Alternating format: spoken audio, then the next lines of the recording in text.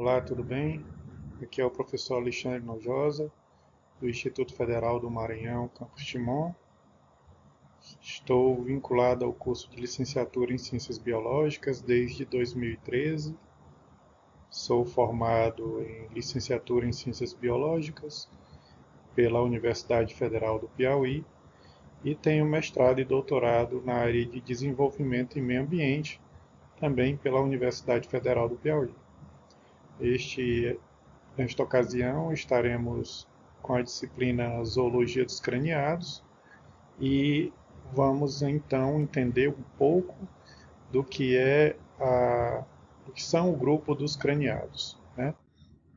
Bom, vamos então literalmente mergulhar de cabeça no mundo dos craniados e os vertebrados, desde sua origem até a complexidade das suas adaptações que permitiram a existência de organismos que ocupassem todos os ambientes da Terra.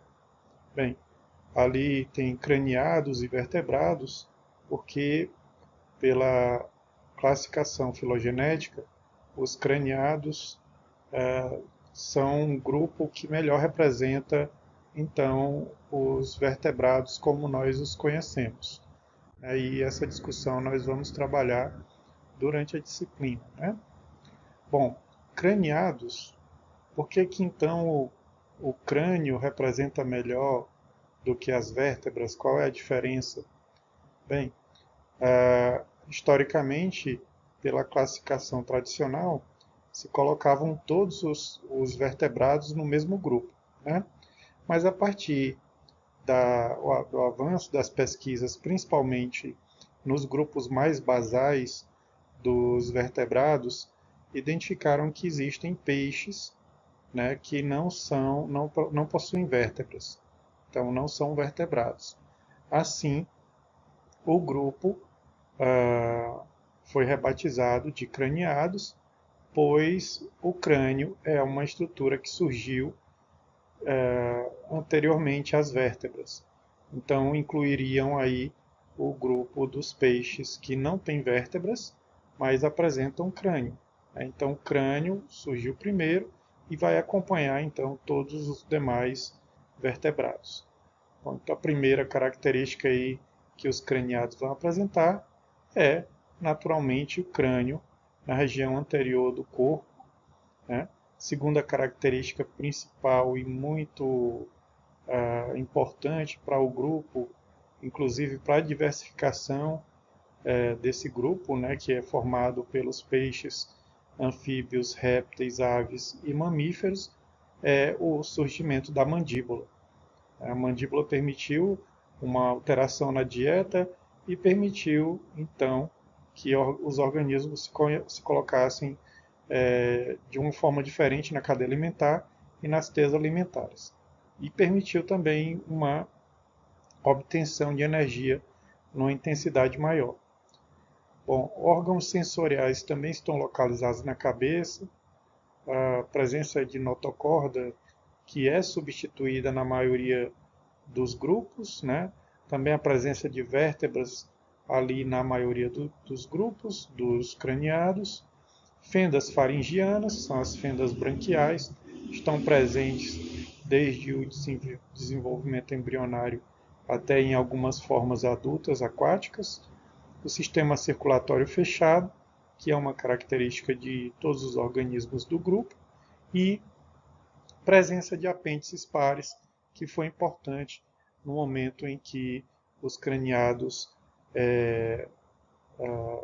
se irradiaram da água para o ambiente terrestre. E ali surgiram, então, um grupo também conhecido como tetrápodes. Bom, vertebrados, craniados, né? Quais são as características destes grupos?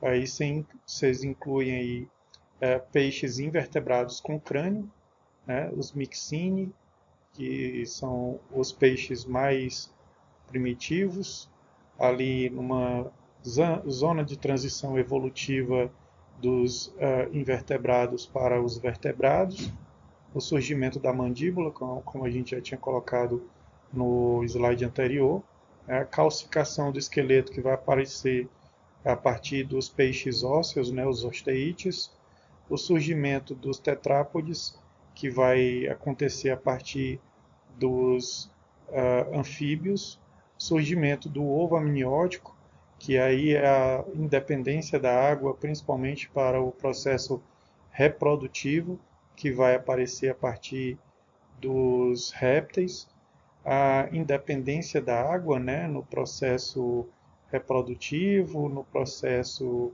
respiratório, na regulação do corpo, que vai gerar uma independência maior a partir dos répteis, as especializações das aves, que nós vamos falar mais adiante, né, principalmente especializações quanto à alimentação, a forma e o tamanho dos bicos, especializações para o voo, né, com sacos aéreos, ossos pneumáticos, externo em forma de quilha, o próprio desenvolvimento das penas, né, pelos e glândulas mamárias, aí características básicas dos mamíferos, e aumento do cuidado parental, que é gradativo, que vai acontecendo ali a partir de aves e mamíferos, né?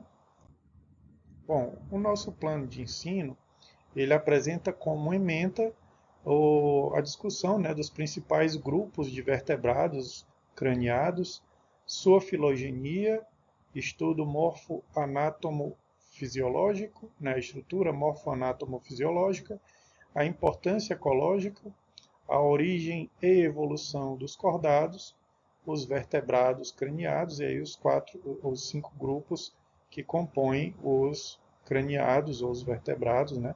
Os peixes, anfíbios, répteis, aves e mamíferos.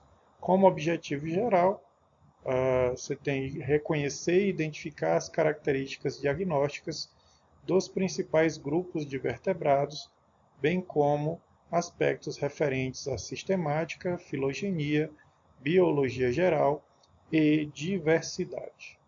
Bom, a nossa disciplina está dividida em 4 unidades, né? A primeira unidade, nós vamos iniciar a discussão da origem e filogenia dos craniados, craniados ou vertebrados, né? As características básicas, mais basais dos craniados, que iniciam ali no grupo dos peixes, que tem uma subdivisão básica, né, quanto ao surgimento da mandíbula, né, em agnatas ou ciclostomatas, são os peixes invertebrados, né, no caso, invertebrados mixine, e ciclostomata também, fechando o grupo, os petromizontiformes. Né? Então, vocês têm os mixiniformes e os petromizontiformes. Bom, esses compõem os agnata, também chamados de ciclostomata, como eu falei agora há pouco, porque eles não apresentam mandíbula, então a boca é circular, normalmente voltada para a sucção e para a alimentação sem mastigação. Né? E o grupo dos gnatostomatas, incluindo 2 grupos principais, os peixes cartilaginosos, os condrites, e os peixes ósseos, os osteites. Quanto aos objetivos específicos da unidade, né, entender os processos que originaram os craniados e as características dos craniados basais. Bom, na segunda unidade, trabalharemos anfíbios, né, a transição para a terra úmida, as características gerais, início da independência da água, os principais grupos e as adaptações que são já fruto da evolução a partir dos peixes. O objetivo da unidade, caracterizar o surgimento dos tetrápodas e a transição para o ambiente terrestre. Já na unidade 3, vamos trabalhar os répteis, a conquista definitiva da Terra, e as aves, os dinossauros voadores. Né? Características gerais dos répteis, o ovo amniótico, que é um marco fundamental na evolução dos répteis, répteis diapsídeos e anapsídeos, e as características gerais das aves, bem como as características adaptativas para o voo. Bom, o objetivo da unidade: caracterizar o surgimento do ovo amniótico como reflexo de adaptação progressiva ao ambiente terrestre. Bom, da unidade 4, então, nós vamos trabalhar os mamíferos, evolução da paternidade e complexidade. Aí os três principais grupos de mamíferos: Prototéria, Metatéria e Eutéria, características diagnósticas dos mamíferos, adaptações para a reprodução e desenvolvimento e o cuidado parental, que é algo que surgiu a partir deste grupo, né? Objetivos específicos da unidade: compreender as principais características dos mamíferos. Bom, procedimentos de ensino: leitura e interpretação do fascículo, estudo de materiais disponibilizados e resolução das atividades no ambiente virtual de aprendizagem. As avaliações de cada unidade constarão de questionários online e os recursos: o fascículo impresso e digital, ambiente virtual de aprendizagem e suas ferramentas, e videoaulas disponíveis no YouTube que podem ser extremamente esclarecedoras. Bom, temos como referências aí princípios integrados de zoologia, a biologia dos vertebrados de Robert Orr e a vida dos vertebrados do Paul Janes e Reiser. Bom, a partir daqui eu desejo a todos bons estudos, sejam todos bem-vindos à disciplina e então aproveitem aí o fascinante mundo dos animais craniados. Estarei à disposição durante a disciplina para dúvidas e a qualquer momento, na medida do possível e no menor tempo possível, a gente quer trazer as respostas das dúvidas de todos. Estamos à disposição e bons estudos e uma boa disciplina.